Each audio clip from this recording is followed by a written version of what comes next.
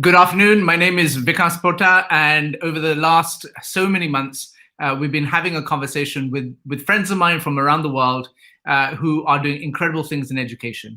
And so today I have one such individual, and although I have a very jokey relationship with him, what he does is quite outstanding. But before I say anything more, I wanted to make sure that those that are watching and you comment using whichever social media channel you're on, if you're on Facebook, you need to go to streamyard.com/Facebook and give permission so that we can see your comments and your names. Without that, we won't be able to do much. I also want to take this opportunity saying that we're just over a month away for the Teacher Tech Summit, which takes place on Saturday, the 17th of April, which is a free online global conference for teachers, and you can register at t4.education. And so I'll be sharing some more information about that shortly. But today's topic is about a region and a country that I care deeply about, and that is education in Uganda. And I'm pleased that my friend George Srour from Building Tomorrow is here with us. George, welcome to the T4 TV live stream.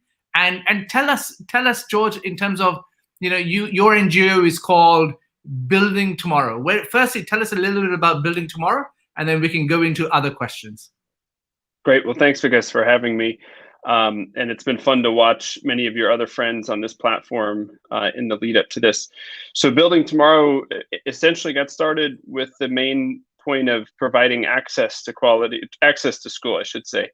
And partly because Uganda is a country that has over 1,200 parishes without access to a school, a formal school. And so initially we set out on this mission to make sure that school was more accessible to students. And as we began and we continued to do our work, we recognized that not only was access important, but making sure that students had access to quality education was extremely important. And so through the years, Building Tomorrow has embraced a challenge to provide both access to quality education for children really in last mile communities throughout Uganda. But tell me, George, I mean, there's a great story about the epiphany moment for you. I mean, you run this NGO called Building Tomorrow. You live in America, but your work is in East Africa and Uganda. Tell us how that came about first. So I initially had been an intern at the World Food Program and had a chance to see a program that was essentially giving kids and their families food in exchange for them coming to class. It was a way essentially to barter with parents to promote attendance, and had an experience at school in particular where I knew that there was a need for a new building. The current one that they had was falling apart, and I also recognized that based on a conversation with the head teacher there, it wouldn't take much in US terms to be able to rebuild the school. And so Building Tomorrow's first foray into this work was a school in one of Kampala's slums, where we raised the funding to completely rebuild the school. And it became quickly apparent to me that in order for this work to be sustainable and to actually carry on, it was going to need to be led locally. And it's something that we still ascribe to today. We believe wholeheartedly in investing in local leadership. And so from top to bottom, you'll find that our team in Uganda is Ugandan. And so tell me, George, when you talked about the quantum of money required to build a school in Uganda, at that time, what was it? And what did you do? What did you do? Because you were quite a young man at that time. What did you do to raise that quantum of money? Yeah, so we needed about $10,000 to rebuild this school in particular. And I remember going back to, for my senior year of university, and challenging everyone on my campus to give $1.81. If we could get $1.81 from every student, we'd have enough money to rebuild this school called Meeting Point Kampala. And that was really the early sort of epiphany that you mentioned and sort of alluded to that helped lead the initial effort. We needed $10,000. We ended up raising 45, and had quite the party to bring in a brand new school. But one of the biggest realizations for me was that for as many kids as were benefiting from and having fun sort of celebrating that occasion, there were probably 2-3 times as many kids on the other side of the fence who still needed a place to go to school. Hence continuing to work on Building Tomorrow. And so building tomorrow from that one school, tell us in terms of how many more schools you've gone and built in Uganda. Tell us about your model of work. Because, I've done a fair amount of work in Uganda myself, as you will know. And whilst I know the story, I want this shared with as many people because I think it's great. And so please do share your organizational structure and story about how you built that structure. Yeah, so as I mentioned initially, we were focused just on the access piece, and through the work that our team has done on the ground, we've built over 80 schools in Uganda. So Wow. over 80 primary schools in Uganda that bear the Building Tomorrow name, and we're quite proud of that. They're located all throughout the country in over 20 districts, from way in the north to all the way in the west. Southwest of the country and several in the central region. So we're really, we're proud of the work that we've done on the construction level, especially because we've been able to prove that construction is best done when done in concert with the community. So each one of our schools requires over 10,000 hours of labor that's provided by the local community, and is built in partnership with the Ministry of Education, who pledges to support the school with staff once the school is up and running. So all 80 schools have teachers that are funded and paid for through the Ministry of Education. Great. Sorry, go ahead. No, go ahead. So the question I said was, what I was thinking of was, okay, so you put up the infrastructure, the ministry gives you the teachers and pays for them. What is your role after erecting the infrastructure? Yeah, so that's the second part of our work, which is really focused around quality. And we run a Building Tomorrow Fellows program, which essentially takes college graduates, all Ugandan, and puts them in a 2-year program where they're working with us in 4 different schools, rural schools each, to help essentially create what we believe is a thriving school. The traits that we believe a thriving school possesses are that they're inclusive of all students. They're supported by the local community. They're committed to positive student outcomes, and they have a very strong leader. And so our fellows spend 2 years working to achieve various KPIs, basically, in each of those 4 categories with 4 schools. Great. There's some comments coming in, which I think you'll be pleased to see. We have Annemiek, I think that's how you pronounce your name. Do you know this lady? Have you paid her, George? No. Saying nice things about you. Investing in local leadership by building tomorrow is creating great changes for students and stronger communities. Keep up the spirit. Then the Jody Foundation, which is in East Africa, the good work done by our friends from the neighboring country. We have Genevieve, who I know. It's a great focus on local community links and local hiring, real empowerment and not just charity. Bernadine talking about how beautiful. I think she means your work, George. And obviously we have, and look at the diversity. We have Shamal from Iraq checking in and saying a big hello. And so, George, when we move forward in terms of, obviously we talk a lot about how the pandemic in particular has created chaos the world over. But even before the pandemic, the situation with education in East Africa in particular, and I think about Uganda, wasn't necessarily, of the highest standard and caliber. I mean, I can say that, you can't, I'm sure. But do you want to give us your take on where you were pre-pandemic in education, so everyone has an understanding of where Uganda is or was? Yeah, it's a great point. Prior to the pandemic, one of our really big pushes from the Building Tomorrow side and the work of our fellows was trying to essentially have learning poverty, which is a sort of a goal that we've heard from the World Bank and others. But the idea being that it's just unacceptable that after 3 years in school, you have so many kids who still can't read, write, or do basic math. And so our work has really been targeted at trying to make a concerted effort in seeing increases in literacy and numeracy rates at grade level. We've seen that prior to the pandemic, the primary completion rate was about 3 in every 10 students who started primary would finish and move on to secondary. And what's even more concerning is that there's some studies out earlier this year that show that P3 students are expected to return to school in June, with about 80% of them being non-readers. So you're talking about some really basic skills that are really necessary in order for a student to do well that are just not present. And we are, actively trying to mitigate learning loss, to help ensure that once students do get back into the classroom, they're able to be successful and continue their course of study.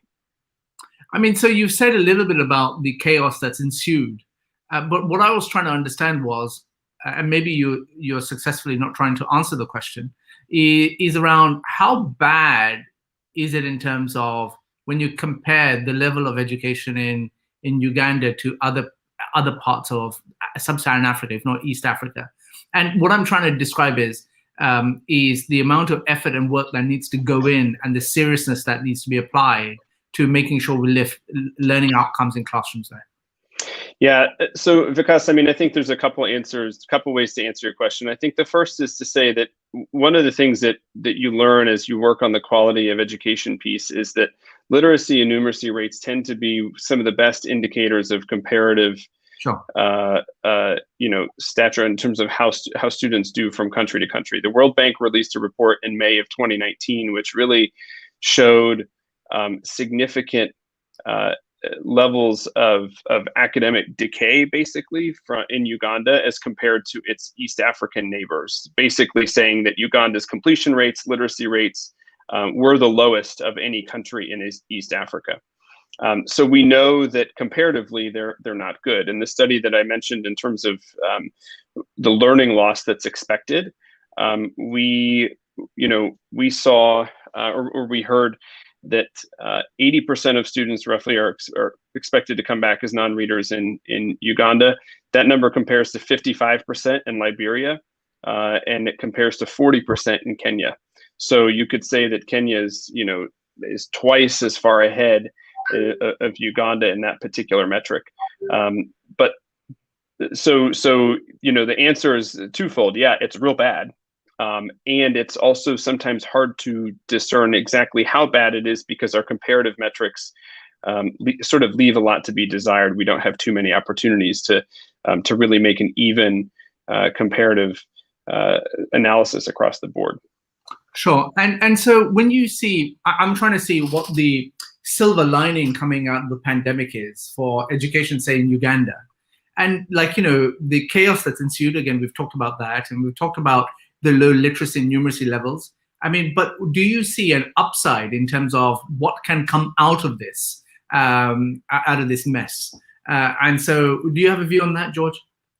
Yeah, I mean, I think the upside is tremendous, right? We sort of view this as an opportunity to essentially reset where students in Uganda fall right now because things are as bad as they are.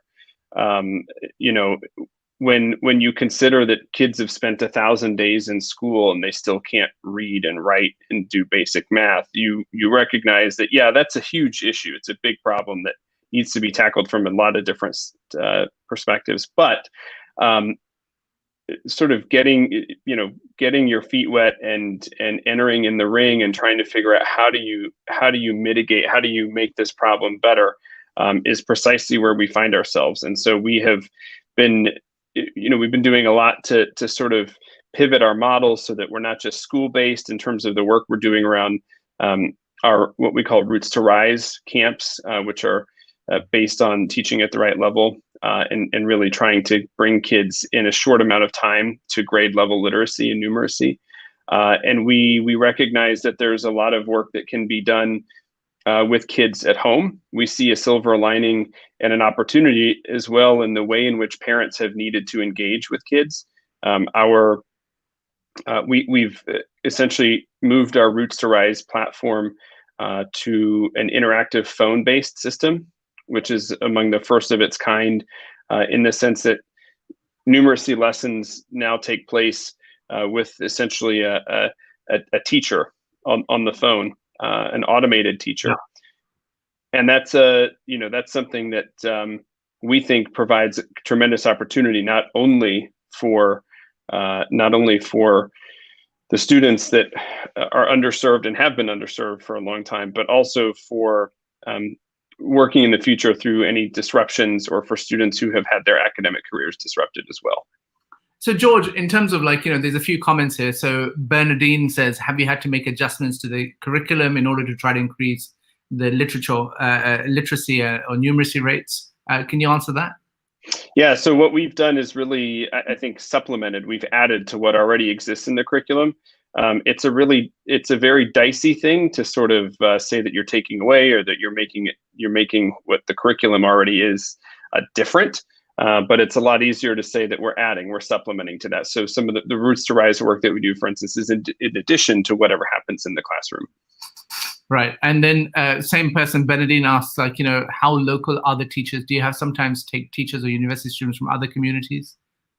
So teachers are for the most part selected by the civil service agency, and they are posted by the local district education officers. We maintain really good relationships with those DEOs in all those districts to help try to make sure that the right teachers are placed into the right classrooms.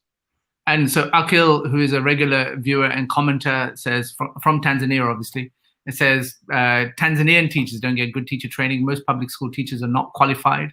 And he also adds, schools are not well resourced with class equipment for teaching. I mean, but we kind of see that, right? This is not news in that sense. And so if you had, George, is there a silver bullet, or is there one thing that we can all do that will absolutely drastically improve the state of education in Uganda? What would it be? I think that would be too easy a fix. I wish there were, but I certainly live in the land of dreams. Let's just say, yeah. No. I mean, my title's Chief Dreamer, not for nothing, right? So, we think that the biggest key is to prove that kids can learn. For kids themselves, because they oftentimes sit in school and don't really feel like they have anything to retain, and also for parents who believe oftentimes they're sending their kids to these schools for some of the reasons that Akil mentioned, and students aren't learning anything. We think that showing some incremental progress is incredibly helpful for keeping a kid through school, and we think that the building blocks of that come down to literacy and numeracy. And it sounds very basic, especially for those of us who've had the chance to go through a lot more schooling comparatively. But we think if we can equip every kid with grade level appropriate literacy and numeracy skills, that will help unlock the door to further potential. George, I'm springing this on you to some degree, and I can do that. We've known each other for a long time. You won't be offended by that. But tell me, in terms of there's many people in the world who want to start their own NGOs, right?